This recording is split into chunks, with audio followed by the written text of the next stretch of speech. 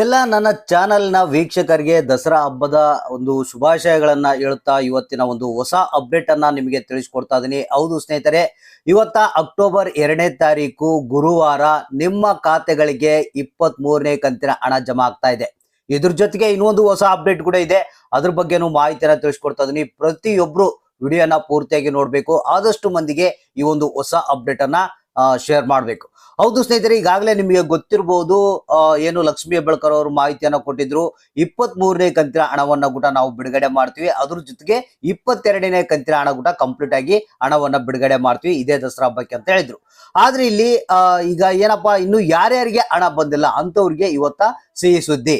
ಹೌದು ಸ್ನೇಹಿತರೆ, ಇಲ್ಲಿ 22ನೇ ಕಂತಿನ ಹಣ ಜೊತೆಗೆ 23ನೇ ಕಂತಿನ ಹಣ ಜೊತೆಗೆ ಪೆಂಡಿಂಗ್ ಹಣವನ್ನ ಕೂಡ ರಿಲೀಸ್ ಮಾಡ್ತಾ ಇದ್ದಾರೆ. ಇಂಥ ಒಂದು ಹೊಸ ಅಪ್ಡೇಟ್ ಅನ್ನ ಬೆಳ್ಳಂಬೆಳಗ್ಗೆನೆ ಸಿಹಿ ಸುದ್ದಿಯನ್ನ ನಿಮ್ಗೆ ತಿಳಿಸ್ಕೊಡ್ತಾ ಇದೀನಿ. ಇದ್ರ ಬಗ್ಗೆ ಕಂಪ್ಲೀಟ್ ಆದಂತಹ ಮಾಹಿತಿಯನ್ನು ನೋಡೋಣ.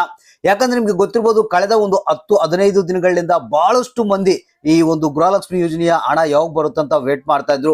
ಕೆಲವರಂತೂ 22ನೇ ಕಂತಿನ ಹಣಕ್ಕಾಗಿ ಕಾಯ್ತಿದ್ರು, ಅಂದ್ರೆ ಬಂದಿಲ್ಲ ಅಂತ.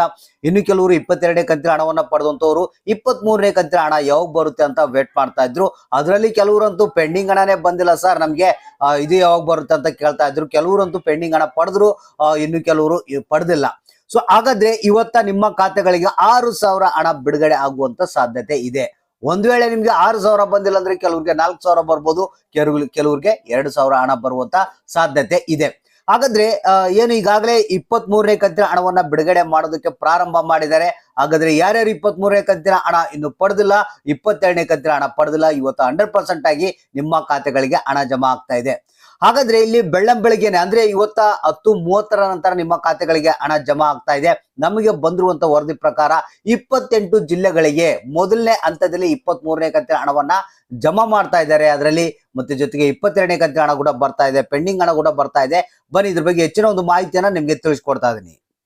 ಹೌದು ಸ್ನೇಹಿತರೆ, ನಿಮ್ಗೆಲ್ಲ ಗೊತ್ತಿರಬಹುದು, ನಮ್ಮ ಮುಖ್ಯಮಂತ್ರಿಗಳಾದಂತಹ ಸಿಎಂ ಸಿದ್ದರಾಮಯ್ಯನವರು ಬಜೆಟ್ ನಲ್ಲಿ ಗೃಹಲಕ್ಷ್ಮಿ ಯೋಜನೆಯ ಒಂದು ಹಣಕ್ಕಾಗಿ ಸ್ವಲ್ಪ ಒಂದಿಷ್ಟು ಹಣವನ್ನ ತೆಗೆದಿಟ್ಟಿದ್ರು. ಅದೇ ಹಣವನ್ನ ಈಗ ಉಪಯೋಗ ಮಾಡಿಕೊಂಡು ಹಣವನ್ನ ರಿಲೀಸ್ ಮಾಡ್ತಾ ಇದ್ದಾರಂತೆ. ಅಂದ್ರೆ ನಿನ್ನೆ ಬಂದಿರುವಂತ ಒಂದು ಹೊಸ ಅಪ್ಡೇಟ್, ಅಂದ್ರೆ ತಡರಾತ್ರಿಯಲ್ಲಿ ಬಂದಿರುವಂತ ಒಂದು ಮಾಹಿತಿ ಇದು. ಪ್ರತಿಯೊಬ್ಬ ಗೃಹಲಕ್ಷ್ಮಿಯರಿಗೆ 23ನೇ ಕಂತಿನ ಹಣ, ಅದ್ರ ಜೊತೆಗೆ 22ನೇ ಕಂತಿನ ಹಣ ಜೊತೆಗೆ ಪೆಂಡಿಂಗ್ ಹಣವನ್ನ ಕೂಡ ರಿಲೀಸ್ ಮಾಡ್ಬೇಕಂತ ಹೇಳಿ ಹಣವನ್ನ ರಿಲೀಸ್ ಮಾಡಿದಾರಂತೆ. ಅಂದ್ರೆ ಈಗಾಗಲೇ 23ನೇ ಕಂತಿನ ಹಣ ಬಿಡುಗಡೆ ಆಗಿದ್ದು, ಕೆಲವರಿಗೆ ಮಾತ್ರ 23ನೇ ಕಂತಿನ ಹಣ ಬಂದಿದೆ ಅಂತ ಮಾಹಿತಿ ಕೇಳಿ ಬರ್ತಾ ಇದೆ. ಅಂದ್ರೆ ಕೆಲವರಿಗೆ ಬೆರಳೆಣಿಕೆ ಜನರಿಗೆ ಮಾತ್ರ ಬಂದಿರುವಂತದ್ದು. ಅಂದ್ರೆ ನಿನ್ನೆ ತಾನೇ ಬ್ಯಾಂಕ್ ಕಡೆಯಿಂದ ಟ್ರಾನ್ಸ್ಫರ್ ಆಗಿದೆ. ಇವತ್ತ ಏನಿದೆ 100% ಆಗಿ ನಿಮಗೆ ಸಂಜೆ ಹೊತ್ತಿಗೆಲ್ಲ 23ನೇ ಕಂತಿನ ಹಣ ಜಮಾ ಆಗುವಂತ ಸಾಧ್ಯತೆ ಇದೆ. ಅದ್ರ ಜೊತೆಗೆ ಈಗಾಗಲೇ ಪೆಂಡಿಂಗ್ ಹಣ ಅಂತೂ 90% ಜನಗಳಿಗೆ ಬಿಡುಗಡೆ ಆಗಿದಂತೆ. ಇನ್ನು ಕೆಲವರಿಗೆ ಅಲ್ಲೋ ಇಲ್ಲೋ ಕೆಲವರಿಗೆ ಬರಬೇಕು. ಆ ಒಂದು ಹಣ ಕೂಡ ಇವತ್ತ ಪೆಂಡಿಂಗ್ ಹಣ ರಿಲೀಸ್ ಆಗುತ್ತಂತ ಮಾಹಿತಿ ಬಂದಿದೆ. ಒಟ್ಟಾರೆಯಾಗಿ ಹೇಳೋದಾಯ್ತಪ್ಪ ಅಂತಂದ್ರೆ ಇವತ್ತ 28 ಜಿಲ್ಲೆಗಳಿಗೆ ಈ ಒಂದು ಹಣ ಬಿಡುಗಡೆ ಆಗ್ತಾ ಇದಂತೆ, 23ನೇ ಕಂತಿನ ಹಣ. ಇದ್ರ ಜೊತೆಗೆ 22ನೇ ಕಂತಿನ ಹಣ ಕೂಡ ಬಿಡುಗಡೆ ಆಗ್ತಾ ಇದಂತೆ. ಇಲ್ಲಿ ಜಿಲ್ಲೆಗಳ ಹೆಸರು ಗದಗ ಜಿಲ್ಲೆ, ಬಳ್ಳಾರಿ, ಯಾದಗಿರಿ, ಧಾರವಾಡ, ಉತ್ತರ ಕನ್ನಡ, ದಾವಣಗೆರೆ, ಉಡುಪಿ, ದಕ್ಷಿಣ ಕನ್ನಡ, ಚಿತ್ರದುರ್ಗ, ತುಮಕೂರು, ಶಿವಮೊಗ್ಗ, ಚಿಕ್ಕಮಗಳೂರು, ರಾಮನಗರ, ಚಿಕ್ಕಬಳ್ಳಾಪುರ, ಮತ್ತೆ ರಾಯಚೂರು, ಚಾಮರಾಜನಗರ, ವಿಜಯಪುರ, ಮೈಸೂರು, ಮಂಡ್ಯ, ಬೀದರ್, ಬೆಳಗಾವಿ, ಕೊಪ್ಪಳ, ಕೋಲಾರ, ಬೆಂಗಳೂರು ನಗರ, ಬೆಂಗಳೂರು ಗ್ರಾಮಾಂತರ, ಕೊಡಗು, ಹಾವೇರಿ, ಬಾಗಲಕೋಟೆ ಅಂತ ಹೇಳಿದ್ದಾರೆ.